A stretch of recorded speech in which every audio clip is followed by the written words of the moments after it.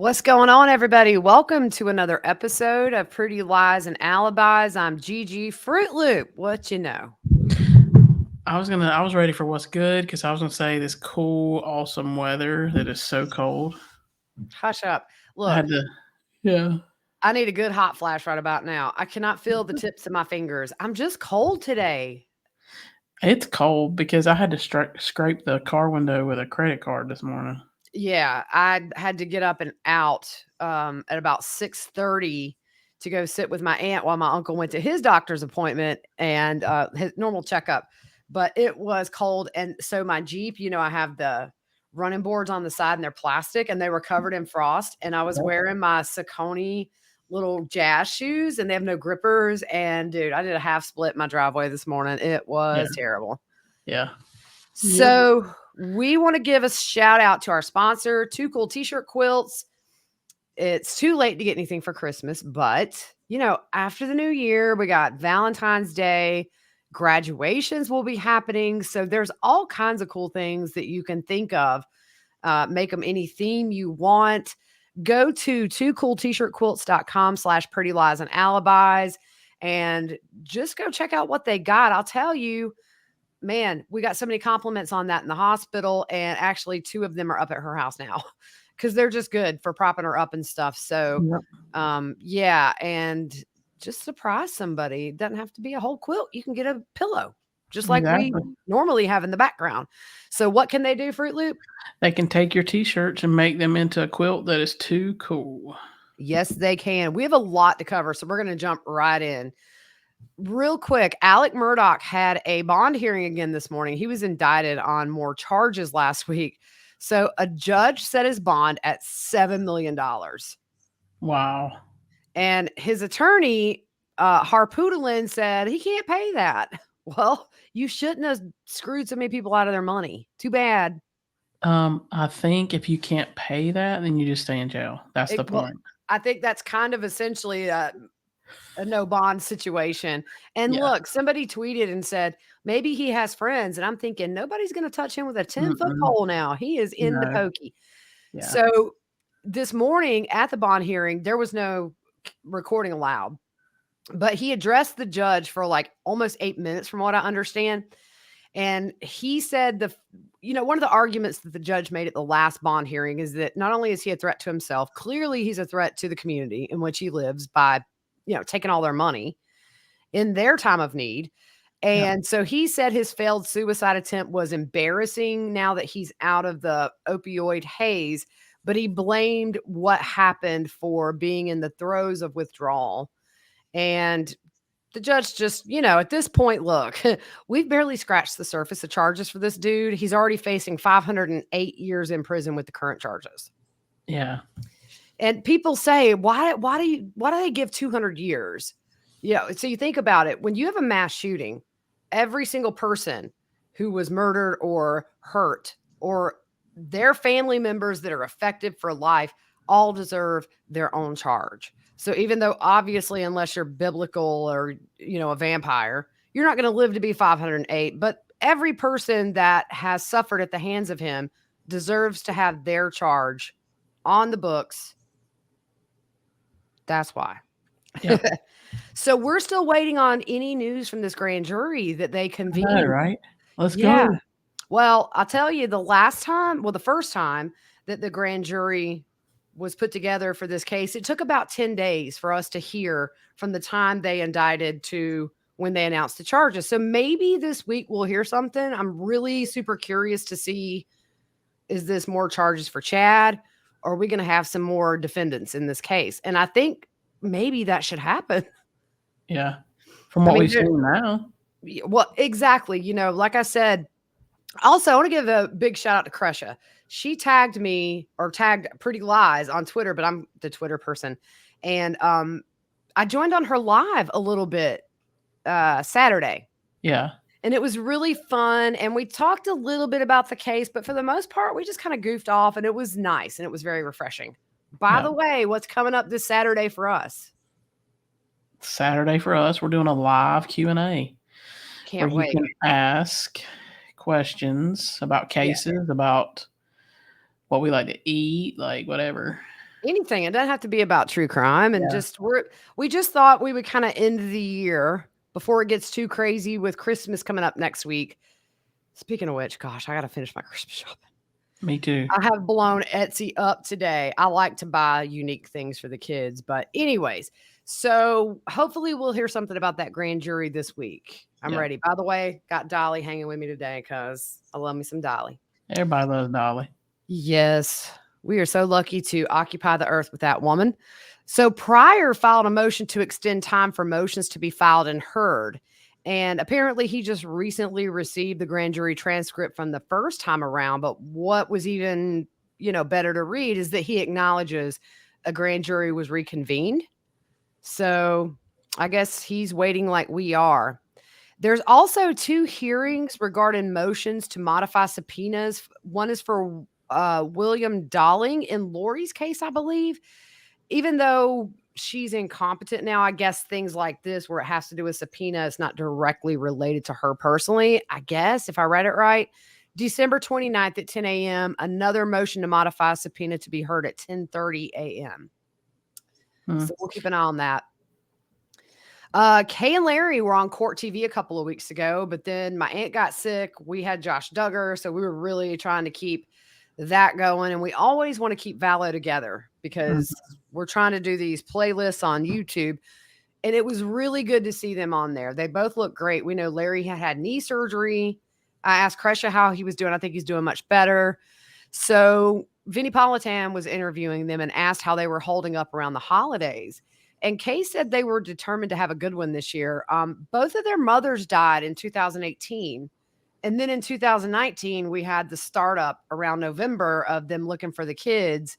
And I think at this point, maybe they're just wanting to have as good of a holiday as they can. Yep. When asked about the date in 2023, she said it doesn't seem far away and said they'll be at 18 months from the indictment, and she isn't surprised it will be over a year for trial. I think we all figured.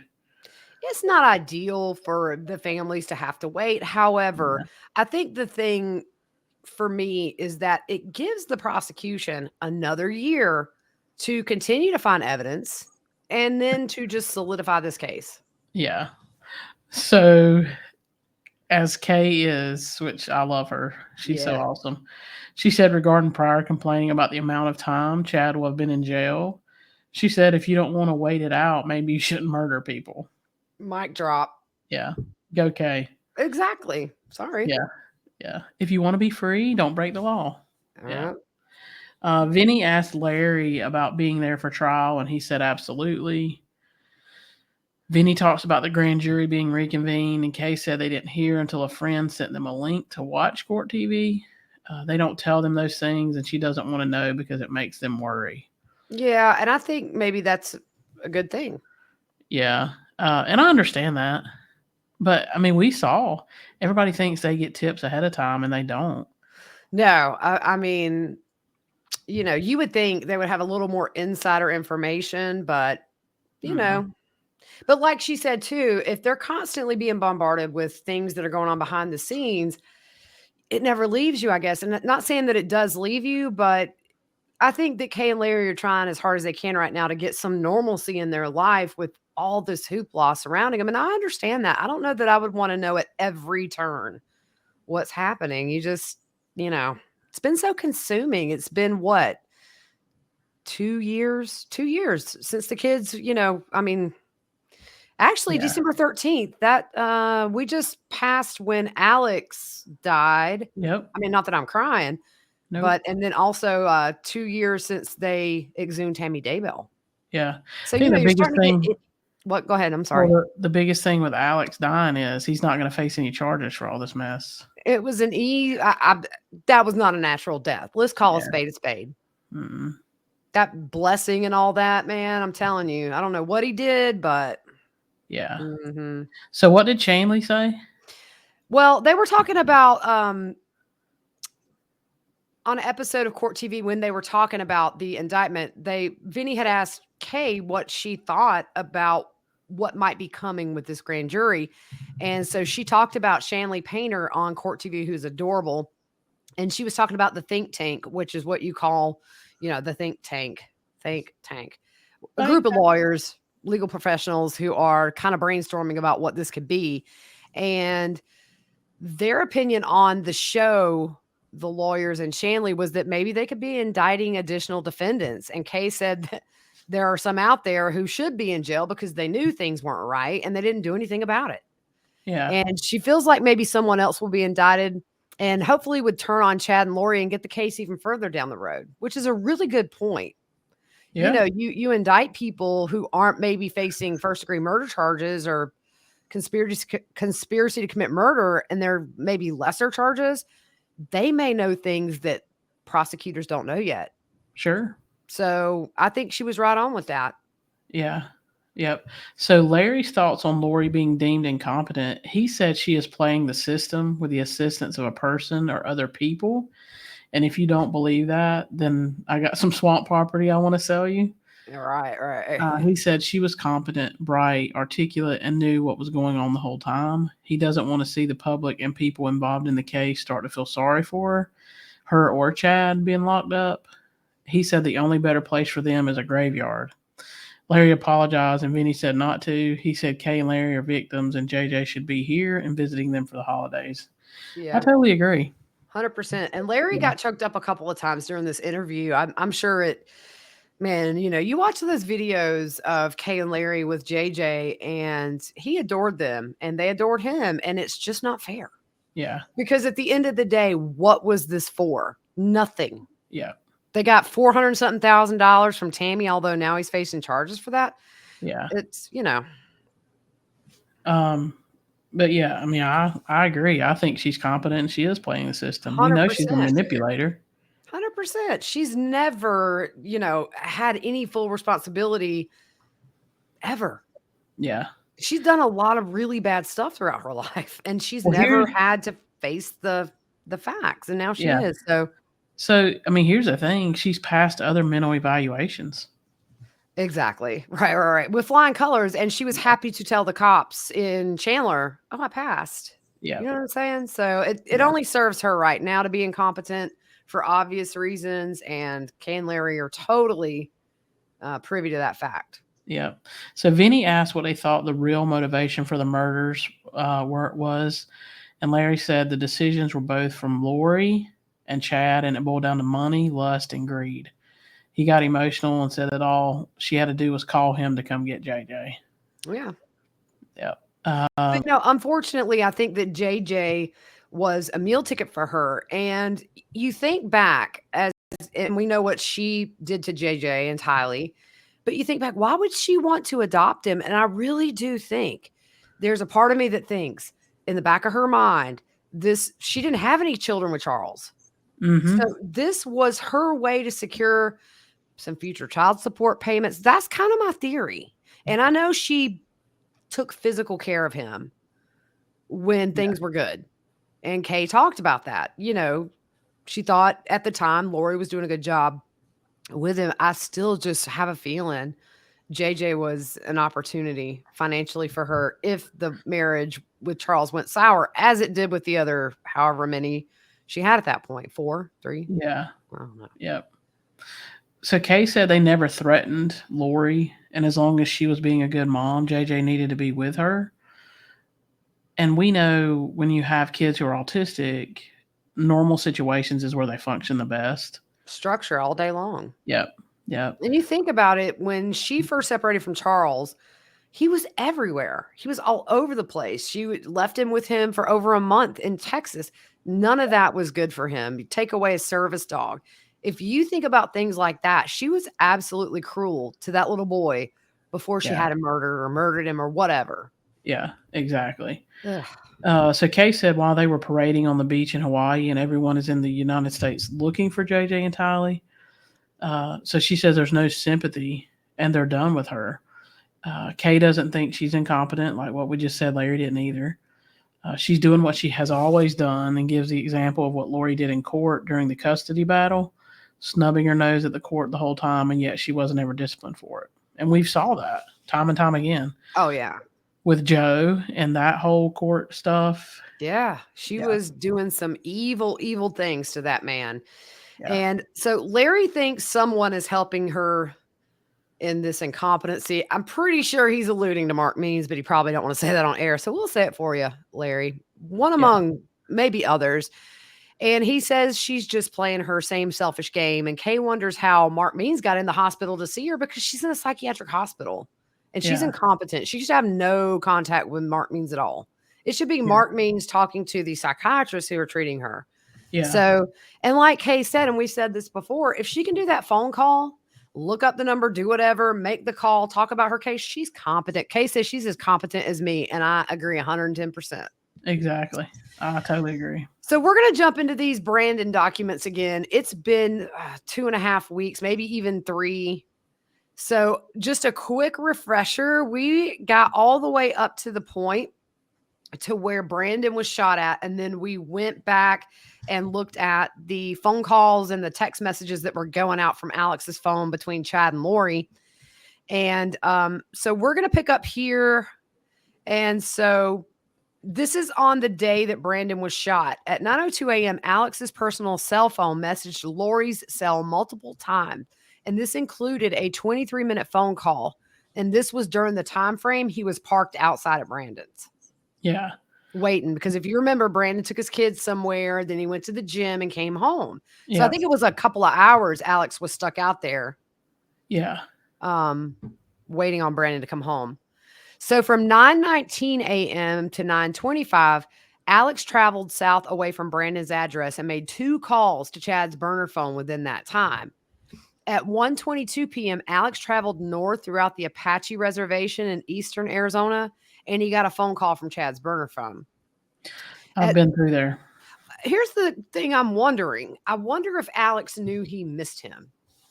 Because Lori, if you remember, she was Googling Brandon's name, shooting Gilbert. I mean, we'll never know, but I wonder if he knew he missed or if he thought, but then Brandon followed him. So maybe he knew. Yeah. Yeah. So at 7:53 a.m. and 8:12, Chad's burner phones showed communication as Alex drove into Utah with him. At 8:42 p.m., Alex and Chad communicated for a final time, and he was near Green River, Utah.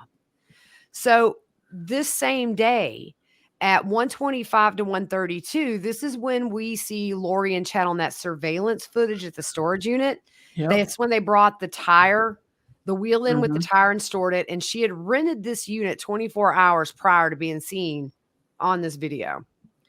Between 8:46 and 8:53 p.m., Lori's Gmail searched for man shot in Gilbert, Arizona on October the 2nd, 2019. No, it should be November. Yeah. And it also searched for AVC News Brandon Boudreaux. So maybe he thought he hit him. Yeah, I'm thinking but then again, she could be looking at like the police response or any news reports about an attempted murder. Who knows? Yeah. So I think I have these months wrong. Well, my question here is, why do you take that into storage then?